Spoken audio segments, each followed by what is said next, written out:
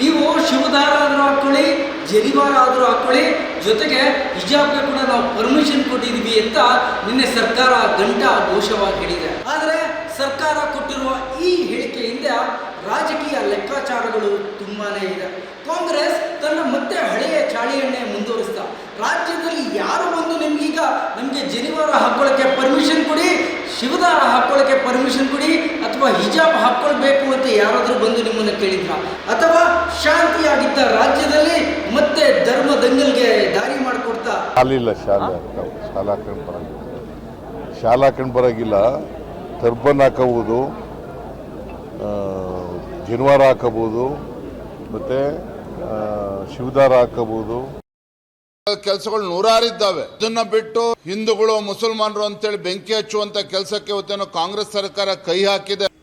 ಶಾಲಾ ಕಾಲೇಜುಗಳಲ್ಲಿ ಇರಬೇಕು ಮತ್ತು ಆ ಶಾಲಾ ಆಡಳಿತ ಮಂಡಳಿಯ ನಿರ್ಣಯದಂತೆ ಪಾಲಿಸಬೇಕು ಅಂತನ್ನುವಂಥದ್ದು ಮೆನ್ಷನ್ ಮಾಡಿದ್ದನ್ನ ಕಾಂಗ್ರೆಸ್ ಸರ್ಕಾರ ಮಧು ಬಂಗಾರಪ್ಪನವರ ಮೂಲಕ ಅದನ್ನು ರದ್ದುಪಡಿಸಿದ್ದಾರೆ. ಬಿಜೆಪಿ ಅಧಿಕಾರದಲ್ಲಿದ್ದಂತಹ ಸಮಯದಲ್ಲಿ ಹಿಜಾಬ್ಗೆ ಬೇಡ ಅಂತ ಹೇಳಿ ಸರ್ಕಾರ ಎಲ್ಲ ಶಾಲೆಯ ವಿದ್ಯಾರ್ಥಿಗಳಿಗೆ ಒಂದೇ ತರಹದ ಸಮವಸ್ತ್ರ ಇರಬೇಕು ಅಂತ ಯೂನಿಫಾರ್ಮ್ ಕೋಡ್ನ ತೆಗೆದುಕೊಂಡು ಬಂದಿತ್ತು. ಆಗ ವಿರೋಧ ಪಕ್ಷದಲ್ಲಿದ್ದಂಥ ಕಾಂಗ್ರೆಸ್ ನಮ್ಮ ಸರ್ಕಾರ ಬಂದ್ಮೇಲೆ ಹಿಜಾಬನ್ನು ಮತ್ತೆ ಜಾರಿಗೆ ತರ್ತೀವಿ ಅಂತ ಹೇಳಿಕೆ ಕೊಟ್ಟಿತ್ತು. ಅದರಂತೆ ತನ್ನ ಸರ್ಕಾರ ಒಂದು ಹತ್ರ 3 ವರ್ಷ ಆಗ್ತಿರುವ ಸಂದರ್ಭದಲ್ಲಿ ಈಗ ಹಿಜಾಬನ್ನು ಮತ್ತೆ ಮುನ್ನಾಳಿಗೆ ತಂದಿದೆ. ಇದರ ಹಿಂದುಗಡೆ ಕೂಡ ಸಾಕಷ್ಟು ರಾಜಕೀಯ ಇದೆ. ಈಗಷ್ಟೇ ಕೆಲವು ದಿನಗಳ ಹಿಂದೆ ಕಾಂಗ್ರೆಸ್ ಕೆಲವು ಮುಸ್ಲಿಂ ನಾಯಕರನ್ನ ಪಕ್ಷದಿಂದ ಹೊರಗಿಟ್ಟಿತ್ತು. ಎಲ್ಲಿ ಮುಸ್ಲಿಂ ನಮ್ಮನ್ನ ವಿರೋಧ ಮಾಡುತ್ತೆ ಅನ್ನೋ ಒಂದೇ ಒಂದು ಕಾರಣಕ್ಕೆ ಈಗ ಹಿಜಾಬನ್ನ ಮತ್ತೆ ಮುಂತಂದಿದೆ. ಇನ್ನು ಇದೇ ವಿಚಾರವಾಗಿ ಹಿಂದೂ ಪರ ಸಂಘಟನೆಗಳು, ಬಿಜೆಪಿಯ ವಿಧಾನ ಪರಿಷತ್ ಸದಸ್ಯ ಸಿಟಿ ರವಿ, ಬಿಜೆಪಿಯ ರಾಜ್ಯದ ಅಧ್ಯಕ್ಷ BY ವಿಜೇಂದ್ರ ಸೇರಿದಂತೆ ಹಲವಾರು ಜನ ಇದನ್ನು ವಿರೋಧಿಸಿದ್ದಾರೆ. ಹಿಂದೆ ಶ್ರೀಮತಿ ಇಂದಿರಾ ಗಾಂಧಿ ಅವರೇ ಇಡೀ ದೇಶದಲ್ಲಿ ತಂದಂತಹ ನಿರ್ಣಯ ಇದು. ಅಂದ್ರೆ ಶಾಲಾ ಕಾಲೇಜು ಮಕ್ಕಳಲ್ಲಿ ಯಾವುದೇ ರೀತಿಯ ಭೇದ ಭಾವನೆ ಇರಬಾರದು ಅಂತನ್ನುವಂಥ ದೃಷ್ಟಿಕೋನದಿಂದ ಸಮವಸ್ತ್ರ ಅರ್ಥನೇ ಇದೆ. ಸಮವಸ್ತ್ರ, ಸಮಾನತೆ, ಏಕತೆ, ಅಲ್ಲಿ ಮೇಲು ಕೀಳು, ಸ್ಪೃಶ ಅಸ್ಪೃಶ್ಯತೆ, ಶ್ರೀಮಂತ ಬಡವರ, ರೈತ ಕಾರ್ಮಿಕ ಅನ್ನುವಂಥ ಭೇದ ಭಾವನೆ ಇರಬಾರ್ದು. ಮಕ್ಕಳಂದ್ರೆ ಮಕ್ಕಳನ್ನೇ ಇರಬೇಕು, ಶಾಲಾ ಮಕ್ಕಳೇ ಇರಬೇಕು, ಭಾರತೀಯರಾಗಿರಬೇಕು ಅನ್ನುವಂಥ ದೃಷ್ಟಿಕೋನದಿಂದ ತಂದರ್ಥನ ಇವತ್ತು ಕಾಂಗ್ರೆಸ್ ಸರ್ಕಾರ ಮುಸ್ಲಿಂ ತುಷ್ಟೀಕರಣ ದೃಷ್ಟಿಯಿಂದ, ಮುಸ್ಲಿಮರ ಓಟಿಗೋಸ್ಕರ ಇವತ್ತು ಶಾಲಾ ಮಕ್ಕಳಲ್ಲಿ ಭೇದವನ್ನೇ ನಿರ್ಮಾಣ ಮಾಡ್ತಾ ಇದ್ದಾರೆ. ಇರಬೇಕು ಅನ್ನುವಂಥ ವಸ್ತ್ರ ಸಂಹಿತೆಯನ್ನು ರೂಪಿಸಿದವರ ಮಹತ್ವಾಕಾಂಕ್ಷೆ ಎಲ್ಲವೂ ಕೂಡ ಮಣ್ಣುಪಾಲಾಗತ್ತೆ. ಹಿಜಾಬ್ ಸಂಪ್ರದಾಯ ಅವ್ರ ಮನೇಲಿ ಇಟ್ಕೊಳ್ಳಿ, ಎಲ್ಲೆಲ್ಲಿ ಅನುಮತಿ ಇದೆ ಅಲ್ಲಲ್ಲಿ ಕೊಡಲಿ. ಅದು ಶಾಲೆಗಳಲ್ಲಿ ಹಿಜಾಬ್ ಯೂನಿಫಾರ್ಮ್ನ ಭಾಗ ಆಗಿದ್ದರೆ ಹಿಜಾಬ್ ಹಾಕೊಂಡು ಬರಲಿ. ಹಿಜಾಬ್ ಯೂನಿಫಾರ್ಮ್ನ ಭಾಗ ಆಗದೇ ಇದ್ರೆ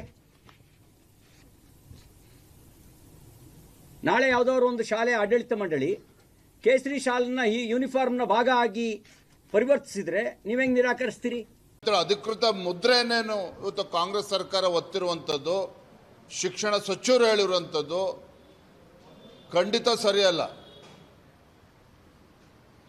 ಮಾಡಬೇಕಾಗಿರ್ತಕ್ಕ ಕೆಲಸಗಳು ನೂರಾರಿದ್ದಾವೆ. ಅದನ್ನು ಬಿಟ್ಟು ಈ ರೀತಿ ಶಾಲಾ ಕಾಲೇಜುಗಳಲ್ಲೂ ಕೂಡ ಹಿಂದೂಗಳು ಮುಸಲ್ಮಾನರು ಅಂತೇಳಿ ಬೆಂಕಿ ಹಚ್ಚುವಂಥ ಕೆಲಸಕ್ಕೆ ಇವತ್ತೇನೋ ಕಾಂಗ್ರೆಸ್ ಸರ್ಕಾರ ಕೈ ಹಾಕಿದೆ. ಇದಕ್ಕೆ ಬರೋ ದಿನ ರಾಜ್ಯದ ಜನ ಇದಕ್ಕೆ ಉತ್ತರವನ್ನು ನೀಡ್ತಾರೆ.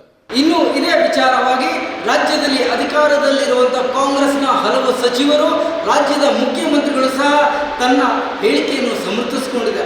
ಮೈಸೂರಿನಲ್ಲಿ ಮುಖ್ಯಮಂತ್ರಿಗಳು ಇದೇ ವಿಚಾರವಾಗಿ ಸುದೀರ್ಘವಾಗಿ ಮಾತನಾಡಿದ್ದಾರೆ. ಅಷ್ಟೇ ಅಲ್ಲದೆ ಸಚಿವರಾದಂಥ ಪ್ರಿಯಾಂಕ್ ಖರ್ಗೆ ಕೂಡ ಬಿಜೆಪಿಗೆ ಪ್ರಶ್ನೆಯನ್ನೆತ್ತಿದ್ದಾರೆ. ಏನು ಕೇಸರಿ ಶಾಲಾ ಕೊಟ್ಟರೆ ಕೆಲಸ ಸಿಗುತ್ತಾ ಅಂತ ಪ್ರಶ್ನೆ ಮಾಡಿದ್ದಾರೆ. ಹಿಜಾಬ್ ಒಂದೇ ಅಲ್ಲ, ಶನಿವಾರ ಹಾಕೊಳ್ಳೋರು, ಶಿವದಾರ ಹಾಕೊಳ್ಳೋರು, ರುದ್ರಾಕ್ಷಿ ಹಾಕೊಳ್ಳೋರು ಅವರೆಲ್ಲರಿಗೂ ಕೂಡ ಹಾಕಬಹುದು. ಅವರ ನಂಬಿಕೆಗಳಿಗೆ ಅನುಗುಣವಾಗಿ ಹಾಕಬಹುದು. ಅಲ್ಲಿಲ್ಲ ಶಾಲಾ ಪರವಾಗಿಲ್ಲ ಟರ್ಬನ್ ಹಾಕಬಹುದು, ಜನಿವಾರ ಹಾಕಬಹುದು, ಮತ್ತೆ ಶಿವದಾರ ಹಾಕಬಹುದು. ಈಗ ಜನಿವಾರ ಬಿಟ್ಟಿದ್ದೀವಿ, ಅದೇನು ಮುಸಲ್ಮಾನರು ಹಾಕೊಂತಾರ? ತಿಲಕ್ ಹಾಕ್ಕೊಂತಾರ, ಸಂದಲ್ ಹಾಕ್ಕೊಂತಾರ, ಬೂದಿ ಹಾಕ್ಕೊಂತಾರ. ಸುಮ್ಮನೆ ಇದು ಅವರು ಮೋದಿಯವರ ಕಾರ್ಯವೈಖರ್ಯವನ್ನು ಮುಚ್ಚಿಡೋಕ್ಕೆ ಇವತ್ತು ಸುಮ್ಮನೆ ಇದು ಇಶ್ಯೂ ಮಾಡ್ತಾಯಿದ್ದಾರೆ. ಆರ್ಡ್ರ್ ಓದಿದಾರ ಅವರು ಕರೆಕ್ಟಾಗಿ? ನೋಡಿರಿ, ಈಗ ಶಾಲೆಗಳು ತೆಗ್ದಿರೋದೇನಕ್ಕೆ? ಅದ್ರ ಬಗ್ಗೆ ಗಮನ ಇಲ್ಲ ಇವರಿಗೆ. ಬರೇ ಆ ಶಾಲೆ ಹಾಕ್ಕೊಳ್ಳಿ, ಈ ಶಾಲೆ ಹಾಕ್ಕೊಳ್ಳಿ. ಆ ಶಾಲ್ ಹಾಕೊಂಡ ತಕ್ಷಣ ಉದ್ಯೋಗ ಸಿಗುತ್ತಾ? ಆ ಶಾಲ್ಗಳು ಹಾಕೊಂಡ್ರೆ ಆದ ತಕ್ಷಣ ನಿಮ್ಗೆ ಇದು ಸಿಗುತ್ತಾ? ಆಯ್ತಪ್ಪ, ನಿಮ್ಮ ಮಕ್ಕಳಿಗೆ ಯಾಕೆ ಆಗ್ತಾ ಇಲ್ಲ? ಶಾಲೆಗೆ ಹೋಗಿ ಒಂದು 4 ಅಕ್ಷರ ಕಲಿತು ಸಮಾಜಕ್ಕೆ ಮಾದರಿ ಆಗಬೇಕಾದ ವಿದ್ಯಾರ್ಥಿಗಳ ಮನಸ್ಸಿನಲ್ಲಿ ನೀನು ಈ ಧರ್ಮಕ್ಕೆ ಸೇರಿದನು, ನೀನು ಆ ಜಾತಿಗೆ ಸೇರಿದವರು ಅಂತ ಗುರುತು ಹಾಕಿಕೊಳ್ಳುವ ಹಾಗೆ ಬಟ್ಟೆ ಹಾಕಿಕೊಂಡು ಶಾಲೆಗೆ ಬರಬಹುದು ಅನ್ನೋದಾದ್ರೆ, ಎಲ್ಲೋ ಒಂದು ಕಡೆ ಸರ್ಕಾರ ತಾನು ವಿರೋಧ ಪಕ್ಷದಲ್ಲಿದ್ದಾಗ ಹೇಳಿಕೆಯನ್ನು ನಾನು ಸಾಧಿಸಿದ್ದೇನೆ ಅಂತ ಹೇಳ್ತಾ ಇದ್ರೆ, ಹಿಂದೂಪರ ಸಂಘಟನೆಗಳು ಇರ್ಬೋದು, ವಿರೋಧ ಪಕ್ಷದವರು ಇರ್ಬೋದು, ಇದನ್ನು ತೀವ್ರವಾಗಿ ಖಂಡಿಸಿರೋದಂತೂ ಸುಳ್ಳಲ್ಲ. ಶಾಲೆಯಲ್ಲಿ ವಿದ್ಯಾರ್ಥಿಗಳು 4 ಅಕ್ಷರ ಕಲಿಬೇಕಾಗಿ ನೀನು ಈ ಜಾತಿ ಅಥವಾ ನೀನು ಈ ಧರ್ಮ ಅಂತ ಗುರುತು ಹಾಕಿಕೊಳ್ಳುವ ಹಾಗೆ ಬಟ್ಟೆ ಅವಶ್ಯಕತೆ ಇತ್ತ? ನಿಜವಾಗ್ಲೂ ಇದರ ಅವಶ್ಯಕತೆ ಇದ್ರೆ ಇನ್ನು ಯೂನಿಫಾರ್ಮ್ನ ಅವಶ್ಯಕತೆ ಏನಿದೆ? ಇದೇ ವಿಚಾರವಾಗಿ ಮತ್ತೆ ಸ್ವಲ್ಪ ದಿನಗಳಲ್ಲಿ ಕೇಸರಿ ಶಾಲ್ ಹಾಕ್ಕೊಂಡು ವಿದ್ಯಾರ್ಥಿಗಳು ಶಾಲೆಗೆ ಬಂದು ಮತ್ತೆ ಧರ್ಮದಲ್ಲಾದರೆ ಅದರಲ್ಲಿ ಆಶ್ಚರ್ಯವೇ ಇಲ್ಲ. ಕ್ಯಾಮ್ರಾ ಪರ್ಸನ್ ಆರ್ ಸುನಿಲ್ ಜೊತೆ Raghavendra Rao, political bureau, brigade news Kannada, Bengaluru.